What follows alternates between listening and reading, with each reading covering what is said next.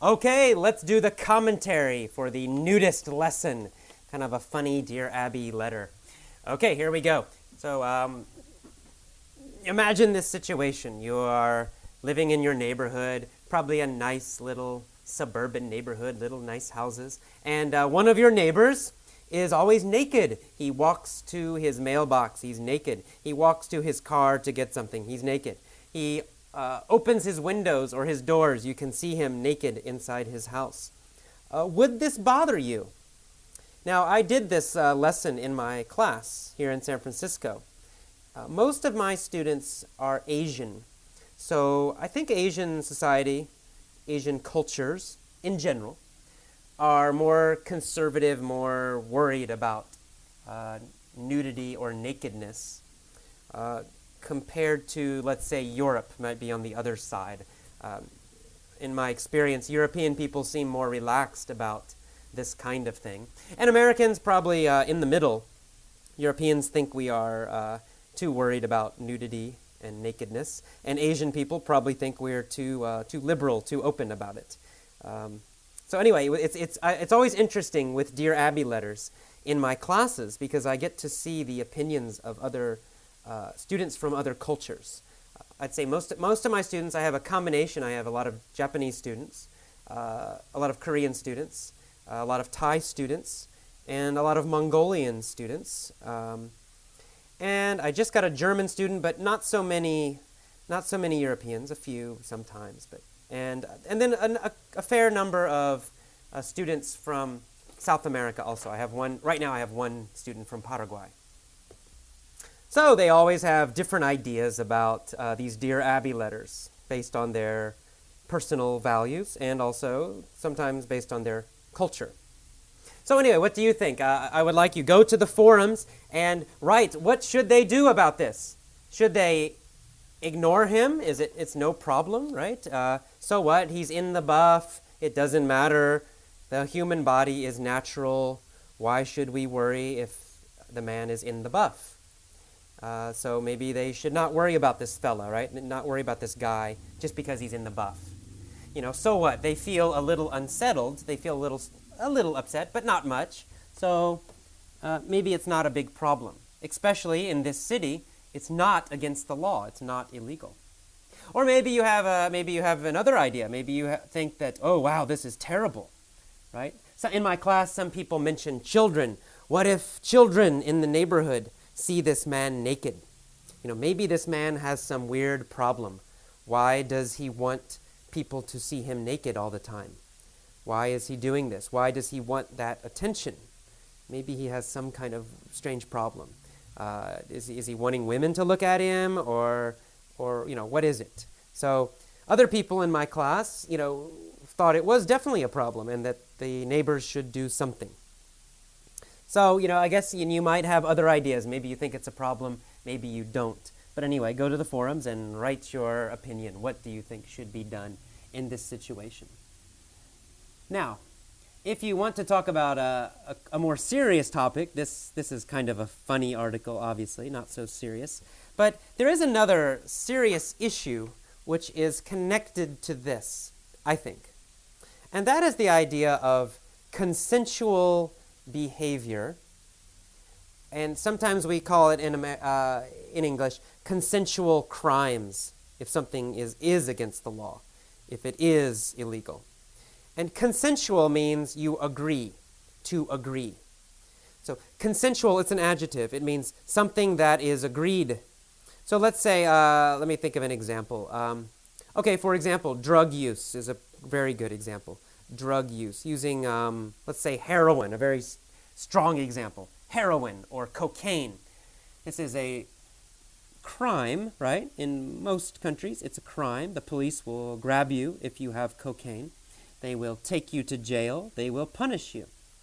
Is that right? Because using cocaine, using drugs, is a consensual crime. What does that mean? It means you're not hurting another person, right? You are only deciding for yourself, right? You agree for yourself to use cocaine. Maybe you sell it to another person.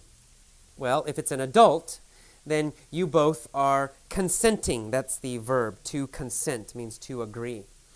Well, you both consent to buy and sell the drug, right? Nobody's forcing you. Nobody's hurting you. You're not hurting them. They are not hurting you. Nobody's being using violence or guns or in any way. Everybody agrees. I agree I have the cocaine. I want to sell it. And you agree you want to buy it. It's a consensual crime. It's a crime. The police will arrest you. But it's a consensual crime. It's different than a violent crime, right? If you hurt another person, if you hit them and take their money, that's not a consensual crime. The person did not agree. They did not ask you to hit them. They did not ask you to take their money. That's not consensual. But selling and using drugs for adults, we're not talking about children, we're talking about adults, that is consensual. It's totally consensual. So a lot of people in America, especially in the United States, they think, well, we should not punish consensual crimes. If somebody wants to use cocaine, if somebody chooses to become a drug addict, that's their problem, right? We should not put them in jail. That's their choice.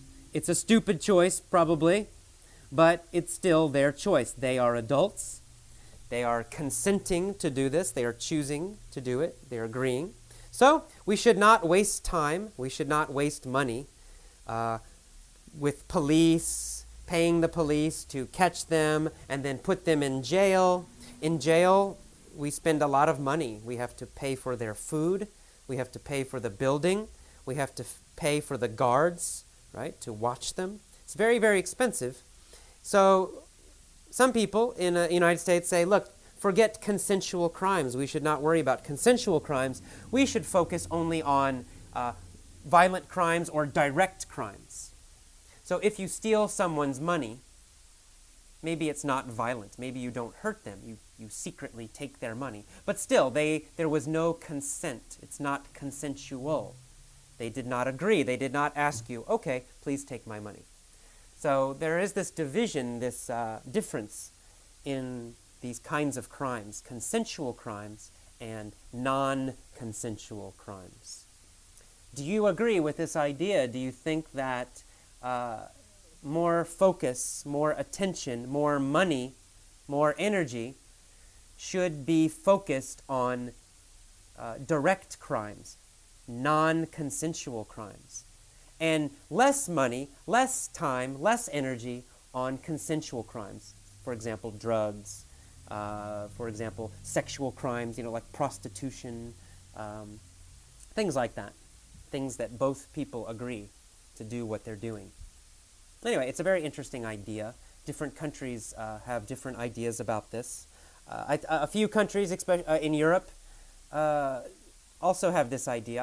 I think Amsterdam is the most famous example. I think Portugal and even England to some degree, somewhat, have this idea, especially about what they call soft drugs like marijuana, alcohol, tobacco.